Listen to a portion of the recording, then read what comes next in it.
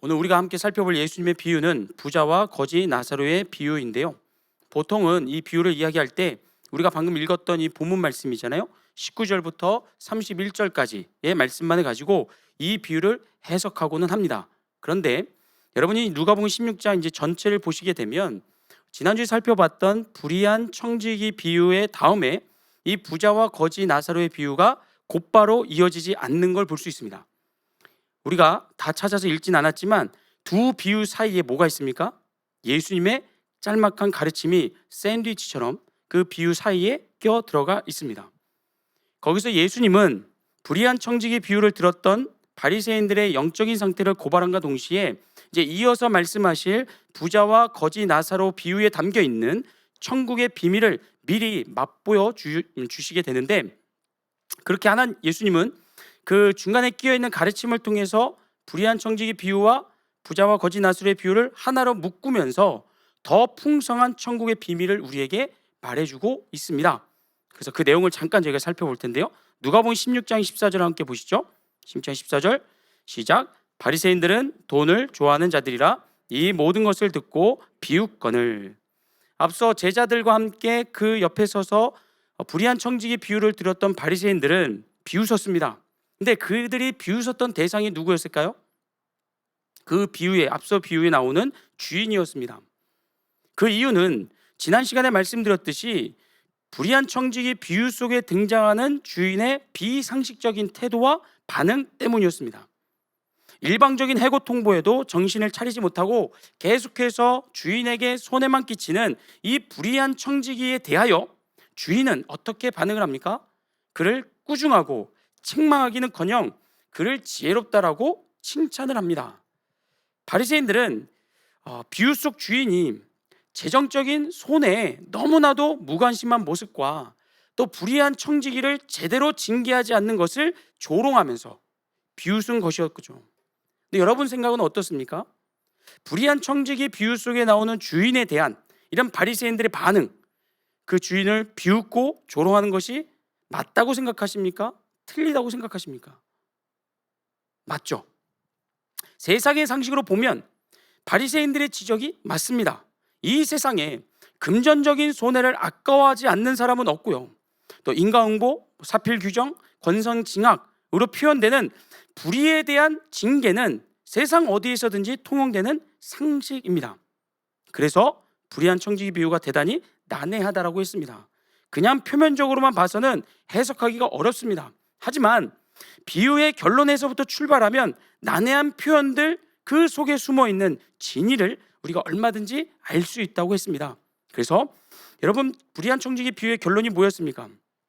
이 땅에는 하나님을 주인으로 섬기는 하나님의 종들과 반대로 세상을 주인으로 섬기는 세상의 종들이 있다는 것이고요.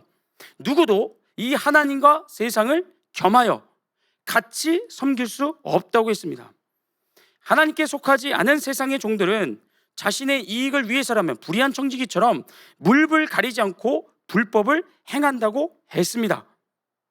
그런데 주인은 왜 그런 불의한 청지기를 징계하지 않았을까?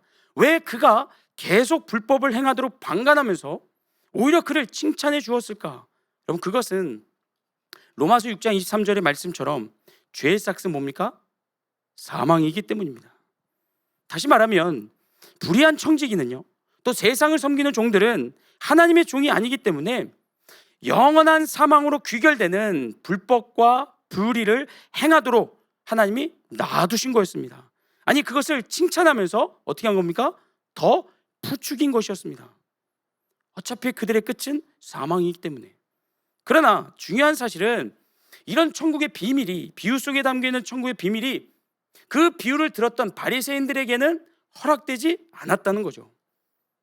바리새인은 어떤 사람들이었냐면 당시에 유대 사회에서 하나님의 말씀에 누구보다도 정통하며 어디를 가나 사람들에게 존경과 대접을 받고 높은 자리에 앉았으며 의인으로 인정받는 사람들이었습니다. 하지만 세상에서 누리는 존경과 인기와는 별개로 천국의 비밀이 저들에게는 허락되지를 않았습니다. 더 정확히 말씀드리면 하나님은 바리새인들을 하나님의 종으로 택하지 않았습니다. 그 결과 겉으로 봤을 때는 하나님을 섬기는 종처럼 보이지만 실제로는 누구를 주인으로 섬겼습니까?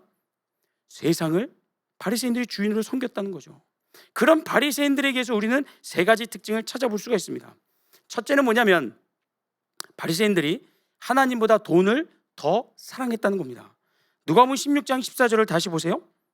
바리새인들은 돈을 좋아하는 자들이라 이 모든 것을 듣고 비웃거늘. 바리새인들이 앞서 예수님 말씀하셨던 불의한 청지기의 비유 속에 나오는 주인을 비웃었던 이유가 뭐였습니까?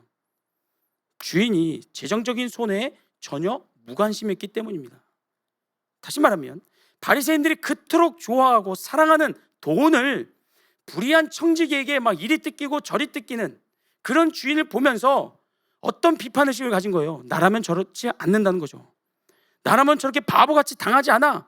나라면 저렇게 돈을 막 빼앗기지 않을 거야 라는 비판의식으로 그 비유 속 주인을 비웃은 것이었습니다.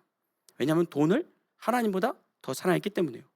둘째는요, 바리새인들은 자신들의 생각과 판단이 언제나 옳다는 교만과 자기의로 충만했습니다. 누가복음 16장 15절을 보세요. 시작. 예수께서 이르시되 너희는 사람 앞에서 스스로 옳다는 자들이나 너희 마음을 하나님께서 아시나니 사람 중에 높임을 받는 그것은 하나님 앞에 미움을 받는 것이니라. 다시 한번 제가 이 말씀을 보여드릴 텐데 제가 조금 더 부연 설명을 넣어드렸습니다. 한번 참고해서 보세요. 15절. 예수께서 이르시되 너희는 사람 앞에서 스스로 옳다는 가로치고요, 남을 비웃고 비판할 수 있다고 생각하는 자들이나 너희 마음을, 어떤 마음이요? 하나님보다 돈을 더 사랑하는 마음을 하나님께서 아시나니 사람 중에 높임을 받는 그것은 돈에 대한 사랑을 교묘히 감추고 자기 의를 내세우는 것은, 앞세우는 것은 하나님 앞에 어떻게 평가받는다고요? 미움을 받는다고요. 하나님은 바리새인들을 둘러싼 사람들의 인기와 존경에 속지 않으셨습니다. 하나님은 저들이 꼭꼭 숨겨놓은 돈에 대한 사랑, 하나님보다 돈을 더 사랑하는 마음을 훤히 꿰뚫고 계셨습니다. 하지만 남의 눈에 있는 티끌은 보면서도 정작 자기들 마음속에 있는 그 들보를 자각하지 못했던 바리새인들은요, 불의한 청지기 비유 속의 주인을 어리석다고 비웃었다는 겁니다. 이런 바리새인들의 이중적인 모습과 무지한 모습을 보면서 모습에 대해서 예수님은 다음과 같이 말씀하셨습니다. 마태복음 23장을 보세요. 27절. 화 있을진저 외식하는 서기관들과 바리새인들이요, 회칠한 무덤 같으니 겉으로는 아름답게 보이나 그 안에는 죽은 사람의 뼈와 모든 더러운 것이 가득하도다. 이와 같이 너희도 겉으로는 사람에게 옳게 보이되 안으로는 외식과 불법이 가득하도다. 여기서 외식이라는 단어는 가면을 쓰고 연극한다는 의미입니다. 가면을 쓰고 연극을 한다고요. 또 불법은요, 악한 행위, 행동보다 더 근원적으로 그 악한 행동을 유발시키는 무법함, 율법 없이 살아가는 것을 의미합니다. 즉 사람들 눈에 바리새인들은 의인이었고 존경과 인기의 대상이었지만 그들의 마음속을 꿰뚫어 보시는 예수님의 눈에는 한낱 의인의 가면을 쓰고 사람들 앞에서 의인 행세를 하는, 그러나 정작 율법 없이 사는 무법자여들이었다는 거죠. 무법자, 율법 없이 사는 사람들이었습니다. 그런데도 바리새인들은 자기의 의와 세상의 인기를 앞세워서 함부로 남을 정죄하고 판단했다는 겁니다. 자, 그렇다면 바리새인들은 왜 자신들의 이런 추한 모습, 회칠한 무덤같이 온갖 썩은 내가 진동하는데도 그걸 그냥 회칠한 것으로 덮어두려는 그런 모습, 추한 모습을 인정하지 않았을까? 왜 자기를 부인하지 않고 오히려 자기 의를 앞세워서 남을 비판하고 지적하는 데 열을 올렸을까? 그것은 하나님의 택함을 받은 하나님의 종이 아니었기 때문입니다. 하나님의 종이 아니라 세상의 종이었기 때문에 바리새인들은, 말씀드렸죠, 돈을 더 사랑하고 교만했고 남을 함부로 판단하고 비웃은 것이었습니다. 이렇게 세상의 종이었던 바리새인들은 세 번째 특징이 뭐였냐면 천국의 소망과 간절함이 없었다는 겁니다. 이 사실 더 중요합니다. 천국의 소망과 간절함이 없었다는 것. 자, 누가복음 16장 16절을 보세요. 시작. 율법과 선지자는 요한의 때까지요, 그 후부터는 하나님 나라의 복음이 전파되어 사람마다 그리로 침입하느니라. 자, 여기서 율법과 선지자란 오늘 우리에게는 구약 성경을 의미합니다. 그러나 2000년 전 예수님 시대 때는 성경 전체를 가르치는 표현이었습니다. 근데 중요한 건 뭐냐면 천국의 복음이 세례 요한의 때까지는 어떻게 해요? 성경 안에 아직 감춰져 있었다는 거죠. 그러다가 누구를 통해서 천국의 비밀이, 하나님 나라의 복음이 펼쳐지고 드러나게 됩니까? 예수님을 통해서요. 마태복음 13장 34절부터 35절. 예수께서 이 모든 것을 무리에게 비유로 말씀하시고 비유가 아니면 아무것도 말씀하지 아니하셨으니 이는 선제로 말씀하신 바 내가 입을 열어 비유로 말하고 창세부터 감추인 것들을 드러내리라 함을 이루려 하심이니라. 이렇듯 창세부터 감추어지고 성경 안에 숨어 있었던 이 천국의 비밀, 천국 복음이 마침내 예수님을 통해서 드러나고 전파됩니다. 그런데 지난 시간에 우리가 확인했었죠. 이 천국 복음이 아무에게나 허락된 게 아니라고요. 마태복음 13장 10절부터 11절을 같이 읽습니다. 시작. 그에 나와 이르되 어찌하여 그들에게 비유로 말씀하시나이까? 대답하여 이르시되 천국의 비밀을 아는 것이 너희에게는 허락되었으나 그들에게는 아니 되었나니. 즉 바리새인들이 불의한 청지기 비유를 들으면서 그저 주인의 비상식적인 행동에만 주목했던 것은 그들에게는 천국 비밀이 허락되지 않았기 때문입니다. 바꿔 얘기하면 하나님께서 저들을 하나님의 종으로 선택하지 않았습니다. 따라서 당연한 결과로 바리새인들 안에는 천국의 기대와 소망이 없었다는 거죠. 제가 지난주에 말씀드렸던 내용을 다시 인용하면서 이 하나님의 택하심을 강조하고 있는 이유가 있습니다. 뭐냐면 이것이 오늘 우리가 봐야 되는 부자와 거지 나사로의 비유에 담겨 있는 천국의 비밀과 밀접하게 관련되기 때문입니다. 다시 누가복음 16장 16절을 보세요. 16장 16절 율법과 선지자는 요한의 때까지요 그 후부터는 하나님 나라의 복음이 전파되어 사람마다 그리로 어떻게 한다고요? 침입하느니라. 하나님의 은혜로 하나님의 종이 되어서 천국의 비밀을 깨닫게 된 사람, 성도라고 하죠. 우리가 정말로 구원받은 성도는요 하나님의 나라를 어떻게 생각한다고요? 침입해야 되는 곳으로, 쳐들어가야 되는 곳으로 생각한다는 겁니다. 여기서 우리말 침입하다라고 번역된 헬라어가 비아조인데 이 비아조가요 어떤 뜻이 있냐면 이렇습니다. 강요하다, 돌진하다, 힘으로 밀고 나가다. 다시 말하면 천국의 비밀을 깨달은 하나님의 종들은 천국을 생각할 때 언젠가 죽으면 가겠지, 언젠가 죽으면 천국 가겠지라고 천국을 저 멀리 아직 닿지 않은 아득히 먼 미래의 어떤 장소로 그렇게 안일하게 생각하지 않는다는 겁니다. 진짜 제대로 구원을 받은 성도, 하나님의 종들은요 어떻게 한다고요? 그걸 깨닫는 순간부터, 하나님의 종으로 부름받고 구원의 확신이 드는 그 순간부터 천국을 향하여 어떻게 한다고요? 돌진한다고요. 힘으로 밀고 나간다고요. 천국에서의 영원한 삶을 기대하고 소망하면서 하나님 나라와 의에 자신의 인생을 올인한다는 겁니다. 마치 여러분 올림픽 때마다 보여지는데 우리나라가 양궁을 잘하잖아요. 근데 그 양궁 선수들이 그 활을 쏠 때 보시면 어떻습니까? 활실을 힘껏 당깁니다. 그리고는 바로 쏘지 않죠.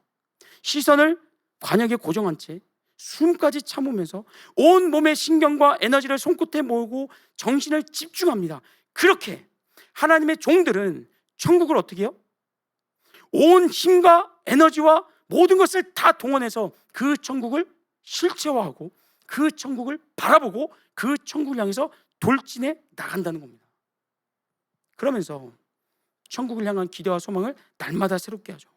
이 땅에서도 그 천국 시민의 합당한 모습으로 살고자 몸부림을 칩니다. 그 결과 하나님의 종들은요 이 땅에 사는 동안 하루하루를 천국의 삶을 미리 맛보며 살아갈 수가 있습니다. 이렇게 예수님은 천국을 향한 기대와 소망과 간절함을 가지고 이 땅을 살아가는 성도들의 이그젬플로서 바로 거지 나사로를 소개하고 있습니다. 오늘 본문 19절과 21절을 보세요. 19절부터 21절 같이 읽습니다. 시작.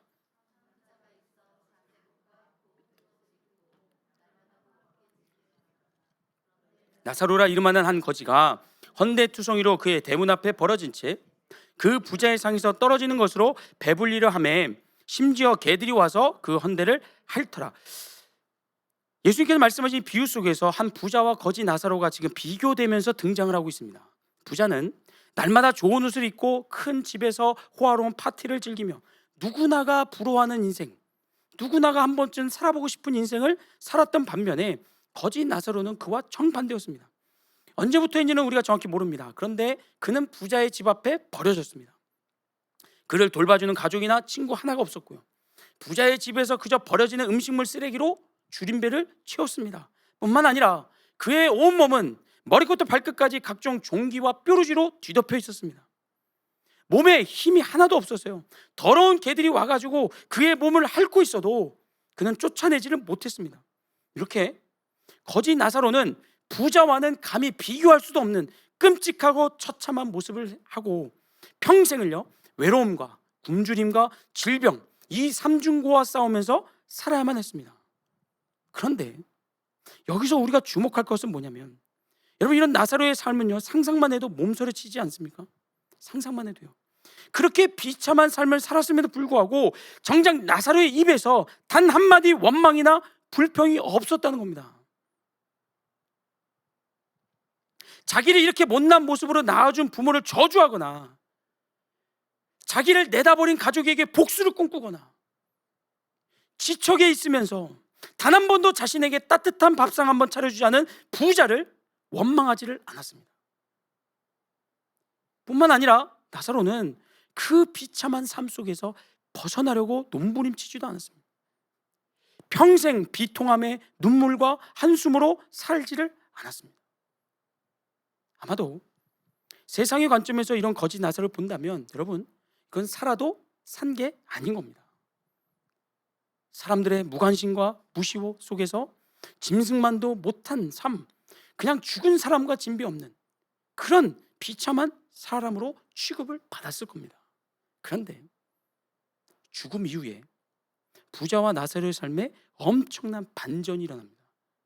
엄청난 반전이요. 보세요. 본문 22절부터 24절입니다. 시작.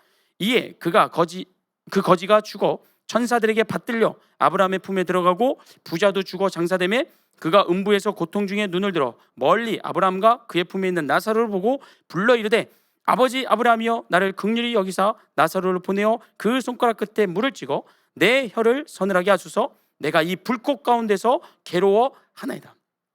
죽음 이후에 나사로는 천국에 갔고요, 부자는 지옥으로 떨어졌습니다. 어떤 분들은 부자가 지옥에 간 이유를요 그의 어떤 욕심과 이기심 또는 사치와 방탕한 삶 때문이라고 성급하게 결론 내리는 분들이 있습니다. 하지만 그분들 말대로 만약에 부자가 지옥에 간 이유를 그의 어떤 행위에서 찾게 되면요 자칫 행위구원으로 빠질 수 있습니다. 행위구원. 여러분, 구원의 자격과 조건은 우리 자신에게 있지 않습니다. 만약 우리가 선을 행하면 그 공로로 천국에 가고 악을 행해서 지옥에 간다면 구원의 당락이 우리의 어떤 행위에 따른다면 굳이 예수님이 우리를 대신해서 죽으실 필요가 없습니다. 또 행위구원 또는 자력구원, 이건 다른 종교에도 얼마든지 있습니다. 그러니까 기독교가 행위구원, 자력구원을 이야기하는 순간부터 어떻게 됩니까? 종교다원주의에 빠지게 되고요, 예수님을 통한 구원은요 의미가 없어져 버립니다. 그러니 비유 속 부자가 지옥에 떨어진 이유를 그의 어떤 행위에서 찾는 것은 기독교의 구원 교리를 뒤집어 엎는 굉장한 오해고 실수입니다. 아닙니다. 그게 그렇다면 거지 나사로는 어떻게 해서 천국에 갔고 부자는 어떻게 해서 지옥으로 떨어졌는가? 그건요, 나사로는 하나님의 은혜로 구원을 받았기 때문이고요, 부자는 구원을 받지 못했기 때문입니다. 아니, 목사님, 부자가 아브라함을 알았잖아요. 그리고 부자가 아브라함을 아버지라고 부르잖아요 라고 질문할 수 있습니다. 그런데 여러분, 교회 다닌다고 다 구원받습니까? 하나님의 은혜로 구원받지 못해도 교회는 나올 수 있습니다.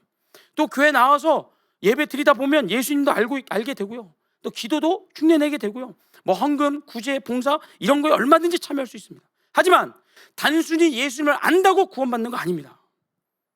교회 활동에 참여한다고 해서 구원받는 것도 아닙니다. 오직 하나님께서 구원의 믿음을 선물로 주사 복음을 듣고 예수님을 나의 구원자로 영접한 사람만이 하나님의 자녀가 되고 천국 시민권을 얻는 줄로 믿습니다. 아멘. 따라서 부자가 지옥에 갔다는 것은 그가 구원받지 못했다는 것을 보여주고요, 반대로 거지 나사로가 천국에 들어간 것은 그가 구원을 받았다는 것을 우리에게 이야기해 줍니다. 자, 그런데 이제 저와 여러분이 조금 더 깊이 생각해 볼 것이 있습니다. 죽기 전에 그 사실을 알 수 있냐는 겁니다. 누가 구원을 받았는지 못 받았는지 알 수 있는가? 예, 알 수 있습니다. 부자와 거지 나사로의 비유 속에 그 질문에 대한 답이 들어있습니다. 자, 죽음을 맞이하기 전에 우리가 구원의 여부를 확인할 수 있는 방법이 있는데 그건 뭐냐면 저를 따라합니다. 천국을 향한 기대와 소망과 간절함, 요겁니다. 요거. 누가복음 16장 16절 다시 보세요. 율법과 선지자는 요한의 때까지요, 그 후부터는 하나님 나라의 복음이 전파되어 사람마다 그리로 어떻게 한다고요? 침입한다고요. 아까 설명드린 거 기억나시죠? 하나님의 은혜로 천국의 비밀을 깨달은 하나님의 종들은요, 언젠가 죽으면 천국 가겠지 라고 하면서 천국을 아득히 먼 미래의 장소로 안일하게 생각하지 않습니다. 천국의 비밀을 깨닫고 천국의 실체를 의식하며 사는 하나님의 종들은요, 천국을 향해 어떻게 한다고요? 돌진합니다. 시선을 천국으로 고정시키고 천국에 들어가기 위하여 나의 모든 힘과 노력과 에너지를 쏟아 붓습니다. 구원받기 전에는 우리도 세상의 부와 명예와 성공과 또 인기, 자랑, 사람들의 인정, 안전, 건강, 배부름, 원수에 대한 복수, 노력에 대한 보상 등등 세상 사람들, 구원받지 않은 세상 사람들도 모두가 좋아하고 모두가 갖고 싶어하는 것들, 그걸 목표하며 살았습니다.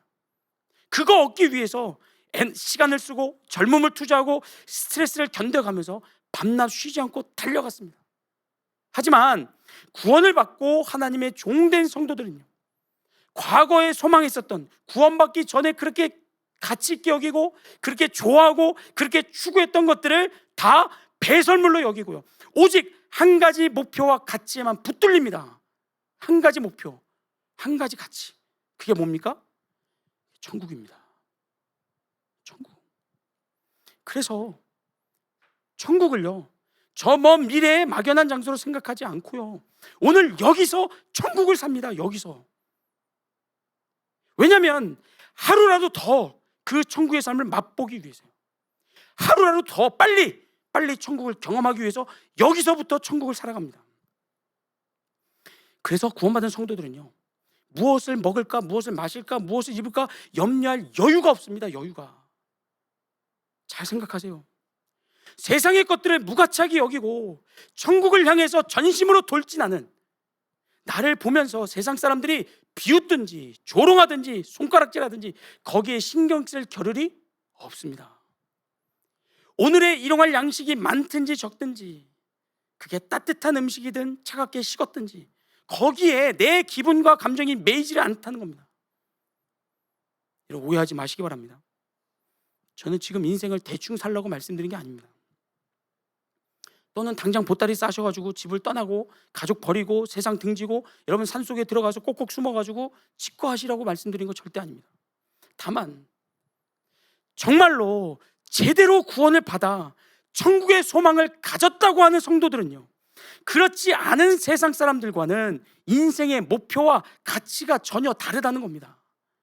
그리고 인생의 가치와 목표가 다르기 때문에 거기서부터 비롯되어지는 동기와 거기서부터 발현되어지는, 거기서부터 발전되어지는 삶의 모습이 전혀 다르다는 거, 그걸 지금 말씀드린 겁니다. 누구처럼요? 비유 속 나사로처럼요. 나사로는 거지였습니다. 그는 죽는 순간까지도 외로움과 굶주림과 질병의 삼중고를 겪었습니다. 하지만 그럼에도 불구하고 나사로의 입에서 뭐가 나오지 않습니까? 원망과 불평이 나오지 않는다고요. 막 땅을 치면서 분노하면서 옷을 찢으면서 막 한탄하는 게 나오지 않는다고요. 왜요? 거기에 신경 쓸 여유가 없었기 때문에. 비유 속 나사로의 기대와 관심은 온통 어디를 향해 있었습니까? 천국을 향해 있었습니다. 그래서 그가 오늘 무엇을 먹든지 그 음식이 새 것이든지 남은 것이든지 개의치 하지 않았습니다. 그래서 그의 시선이 천국을 향해 있었기 때문에 거지 나사로를 바라보면서 그를 조롱하고 무시하고 비웃고 손가락질하는 사람들을 향해서 분노하지도 않았습니다. 심지어 더러운 개들이 와가지고 그의 몸에 난 상처들을 핥는 중에도 나사로의 시선은 개들이 아니라 천국을 향해 있었습니다. 우리가 그걸 어떻게 아냐고요? 본문 22절을 보세요. 22절 같이 읽습니다. 시작. 이에 그 거지가 죽어 천사들에게 받들려 아브라함의 품에 들어가고 부자도 죽어 장사되매. 여러분, 만약에 나사로가 이 땅에서 사는 동안에 매일매일 자신의 삶을 막 비관하고 비통함과 한숨 속에서 분노를 쌓으며 살았더라면 천국에 가서요 가만히 아브라함 품에 안겨있지 않았을 겁니다. 어떻게 했을까요? 천국에 가서 당장 하나님 앞으로 달려갔을 겁니다. 그럼 뭐라고 그랬을까요? 하나님, 왜 나에게 화목한 가정을 주지 않았습니까? 왜 나를 내다 버릴 부모와 형제에게 나를 보내셨습니까? 하나님, 가족에게 버림받고 못 먹고 가난했던 것도 서러운데 왜 내 몸에 질병을 주셨습니까? 너무 억울합니다. 너무. 하나님, 대답해 보시죠. 왜 나를 이렇게 비참하게 불행하게 살게 하셨습니까? 라고 하면서 평생 꾹꾹 눌러왔었던 그 분노, 그 하나님에 대한 화를 막 터뜨리면서 하나님 앞에서 따져 물었을 겁니다. 뭐 했다면요? 이 땅에서 자기에게 주어진 삶을 거기에 시선이 고정돼서 거기에서 분노를 쌓고 그것 때문에 무엇을 먹을까 무엇을 입을까 염려하며 살았더라면 아마도 나사로는 평생 자기가 쌓아온 분노를 하나님 앞에서 표추려고 터뜨렸을 겁니다. 그런데 그렇게 이 땅에서 고통스럽고 불행한 삶을 살았던 나사로지만 천국에 들어가서요 그는 가만히 아브라함 품에 안깁니다. 왜냐하면 이 땅에 사는 동안 나사로는 천국으로 진격하는 돌진해가는 삶을 살았기 때문입니다. 온몸을 휘어감는 고통과 괴로움보다도 나사로에게는 뭐가 더 컸습니까? 천국에 대한 기대와 소망이 더 컸습니다. 천국을 바라보며 하나님이 주시는 위로와 기쁨, 천국에서 맛보게 될 그 기쁨과 만족과 즐거움을 미리 땡겨 누리면서 하루하루를 버텼다는 겁니다. 나사로가 이 땅에서 몇 살에 죽었는지는 아무도 모릅니다. 하지만 천국에서의 그 영원한 삶에 비하면 나사로가 여기서 100년을 살고 200년을 살았든지 그건 영원한 시간에 비하면 찰나에 불과합니다. 그럼 나사로는 그 찰나의 순간을 천국의 소망으로 버틴 후에 마침내 하나님의 부름을 받아 아브라함의 품에 안기게 됩니다. 사랑하는 성도 여러분, 만약에 천국을 향해서 돌진하는 삶을 산 사람이 오늘 비유 속 거지 나사로 한 사람이었다면요, 우리는 그의 삶을 허구로 만들어진 비유라고 치부할 수 있습니다.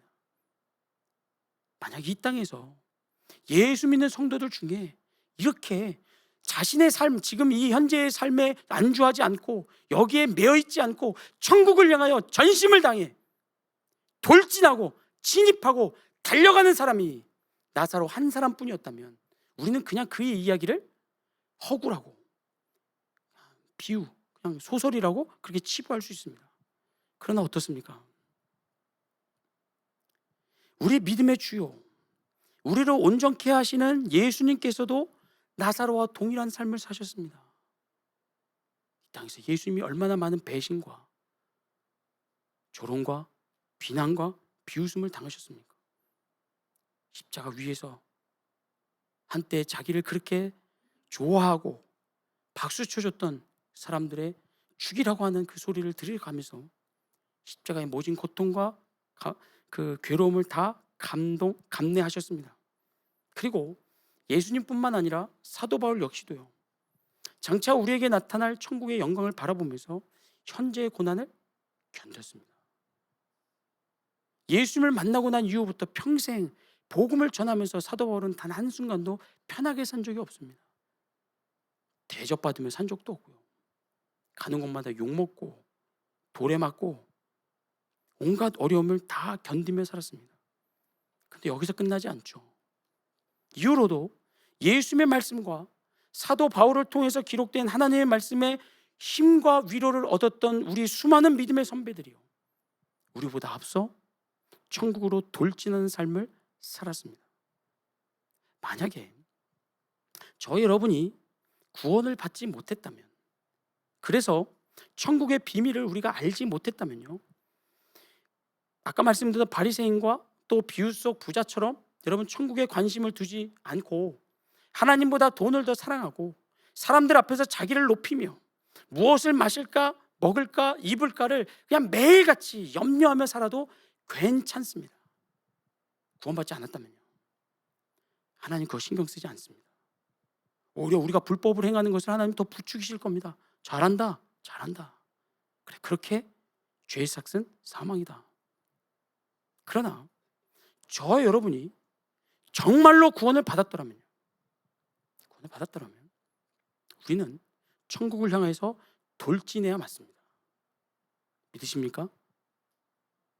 정말로 저와 여러분이 예수님을 구원자로 믿고 우리가 이 세상을 떠나는 날 우리에게 영원한 천국이 펼쳐지리라고 하는 확신과 기대와 간절함이 우리 안에 있다면 우리는 세상 사람들과 다르게 살아야 맞습니다. 그렇게 살아가시는 저 여러분 되기를 주의 이름으로 축복합니다. 그렇게 살라고 오늘 부자와 거지 나사로의 비유를 우리에게 하나님이 허락해 주셨습니다. 그렇게 살라고 아브라함의 품에 안겨서 평안하게 쉬고 있는 나사로의 모습을 우리에게 보여주고 있습니다. 이제 우리가 그 차례입니다. 이 세상을 떠나는 그날 우리는 천국의 영원한 삶에 비하면 찰나에 불과한 했던 이 땅에서의 삶을 뒤로하고 아브라함의 품에 안겨서 영원히 눈물과 고통과 한숨과 괴로움과 마음의 불편함 없이 하나님 안에서 영원한 기쁨과 평안을 누리게 될 줄로 믿습니다. 아멘.